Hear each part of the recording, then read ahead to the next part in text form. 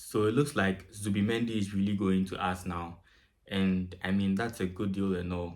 But before I get into the transfer itself, I would just like to say um, there's a lot of money in the Premier League. I mean, look at a team like Arsenal that hasn't won a Premier League title in like so many years.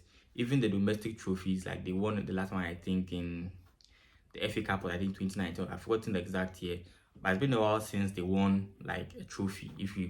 If you don't count the community shields they've been winning, it's been a while they won a trophy. So you look at a team like Arsenal that's not winning trophies regularly, and the amount of money they keep spending every time. That should tell you the amount of money in the Premier League.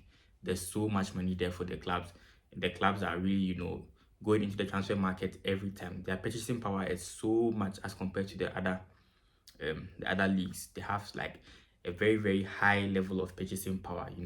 So getting into the transfer itself, with the way Arsenal's season has gone, you think they would go for a striker first, like a high quality striker, because it's evident that like that is the profile they needed in the team for next season. Because this season they could have done a lot better if they had a striker to finish their chances. But then what do?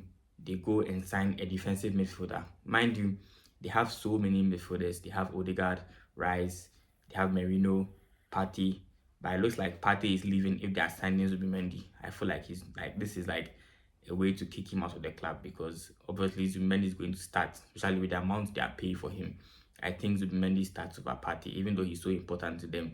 But I think they want to move on from him. So they have all these players, and worst case scenario, um, Rice can play in the DM for the meantime. But then they have so much money that they can afford to pay Zubimendi's release clause, which is 60 million. And I really, really strongly believe that they are going to get a high quality striker, because with the season they had and with the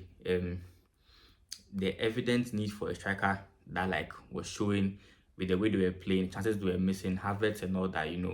I don't think they are dumb enough to go into next season without a high quality striker. It will make sense to me. So I think they will get a top striker. And if you look in the market right now, all the strikers are going for high prices. The cheapest you get is maybe 60, 70 million. That's the cheapest. That's if they are willing to pay release clause. I'm seeing Gilchrist's release clause about 60, 70 million or so. So that's what you have to pay for someone like that. Other strikers are, Isaac, which is a bit unlikely to me. I think he'll stay there for one more season. But Isaac, Watkins, and a couple others, in Europe and all that. All these strikers are there, and you have to buy them. You also have to think about replacements for Martinelli and Saka in case they get injured, because when Saka got injured, you could see they were really missing him. Someone who could, disturb defenders, someone who could disrupt defenders and create chances. So you see the evident need for all these people up front, because I think they need a like that they need a reset in the forward line.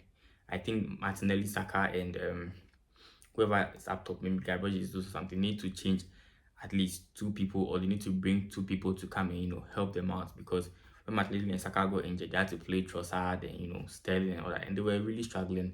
Let's not forget about that. They were really struggling, and I feel that is what stopped them from competing with Liverpool like head to head. And Liverpool got the upper hand, and the rest is history.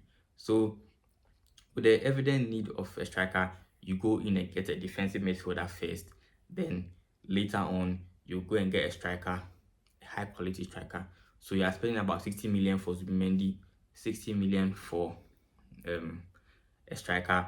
Then maybe you bolster your defense a little bit, because when Magalhaes got injured, they had to play Kiwior, and I know the coach doesn't really trust Jakub Kiwior. I know he doesn't really trust him, but when he came on, he did a good job. I don't think they are going into next season without another good defender. I don't think he trusts Calafiori either, because the fact that he played Kiwior over Calafiori in the centre back position says a lot about how, like, what he thinks about Calafiori as a centre back. So I don't think he trusts him to play that position yet, unless maybe he was injured, which I doubt he was. So you look at all that, then you think to yourself, these guys really have money. Where are they getting the money from? Is it sponsors? Is it from the tickets? I don't know where they're getting the money from, but they're really getting money. They are really making sales every season. They're really buying players every season. They really bolster their squad, except for the places that they really need. They needed a striker last season, they didn't get one. Need one. Um, sorry, I mean last 2 seasons, they needed one, they didn't get. They needed one last season. Still, then this season, they still didn't get a striker. Even in January, that we thought they will get someone, they didn't get anyone, and their season just derailed from there. Because if they had a striker, they would have done better against PSG. I don't know if they would have knocked them out, but would have performed better against PSG. But let me know what you think about the transfer in the comment. Do you think it's a necessary transfer? Do you think it's like just lavish spending just because they have it? I think they're just spending because they have it, because I don't see why they need Zubimendi, especially like as the first transfer when we all know you should be desperate for a striker. Why are you buying a defensive midfielder when you have Rice who can play there, when you have Partey who can play there? You could have kept him for one more season or something. The fact that you're sacking Partey for Zubimendi when you need a striker, a top quality striker, means they are ready to spend a lot of money in the transfer window. Already spent 60 million on Zubimendi. Then to get a good striker is about 70 million, so that's 130. Then talking about like maybe getting replacements for the wingers, Martinelli, Saka, and all that. So let's look about, you're looking at about like 200 million just in the transfer window. That tells you how much money they have for a team that doesn't win trophies. They have so much money. I would like to really look into their profits yearly. I want to see how much they're making yearly, because this is crazy to me, honestly.